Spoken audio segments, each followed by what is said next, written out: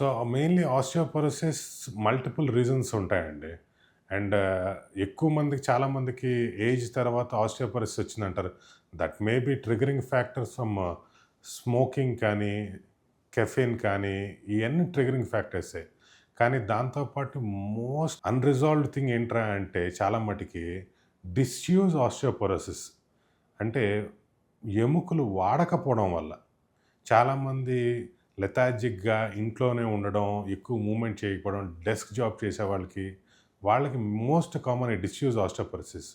So, మనం రెగ్యులర్‌గా మూవ్‌మెంట్స్, walking, jogging and workout, muscle strengthening ఇయన్నీ చేసి ఫిజికల్ యాక్టివిటీ కంటిన్యూస్‌గా at least like what we say daily 10,000 steps అనే యాక్టివిటీ అయినా సరే రెగ్యులర్‌గా ఉంటే you won't have the disuse osteoporosis. వాడకపోవడం వల్ల వచ్చే ఆస్టియోపోరోసిస్. అది లేకుండా బోన్ స్ట్రక్చర్ బాగుండి స్ట్రెంగ్త్ బాగుంటుంది.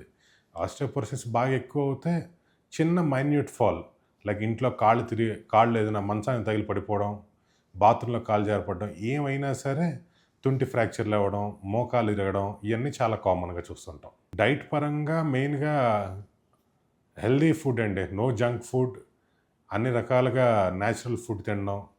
ఎనీ గ్రీన్ లీఫీ వెజిటబుల్స్ కానీ అండ్ నాన్ వెజిటేరియన్ కానీ అన్నీ తినొచ్చు. కానీ ఏంట్రా అంటే ప్రిజర్వేటివ్స్ ఉన్న ఫుడ్ కానీ, ఫ్రోజన్ ఫుడ్స్ కానీ అవాయిడ్ చేయమని చెప్తాను మ్యాక్సిమం అందరిని.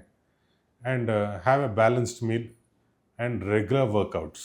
దట్స్ మోస్ట్ ఇంపార్టెంట్ అన్నిట్లోని. మోకాలు మార్పిడి అనేది most of the time arthritis 4 గ్రేడ్స్‌లో ఉంటదండి.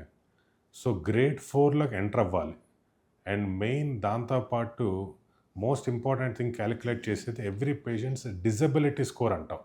అంటే ఒక పేషెంట్ వాళ్ళ పని వాళ్ళు చేసుకోలేకపోవడం, ఇంట్లో వాళ్ళు వాష్‌రూమ్‌కి వెళ్ళడానికి కూడా ఇబ్బందిగా ఉండడం, వాళ్ళ డే టు డే యాక్టివిటీస్ కానీ వాకింగ్ చేయలేకపోవడం, వీటిల్లో ఏదున్నా సరే దట్స్ ఎ డిజబిలిటీ స్కోర్ ఉన్నట్టు.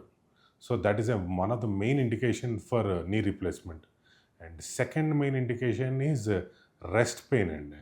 రాత్రిపూట నిద్రపోయినప్పుడు ఏదైనా డిస్టర్బెన్స్, నిద్ర సరిగా లేకపోవడం వల్ల, కాలు నొప్పి వల్ల నిద్ర లెగడం, అలా ఉన్నా సరే that's a major indication.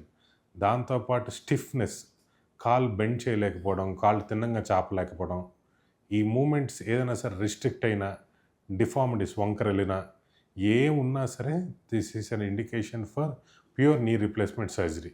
And knee replacement surgery is not something emergency or elective something అలా చెప్పను. It's a life modifying surgery.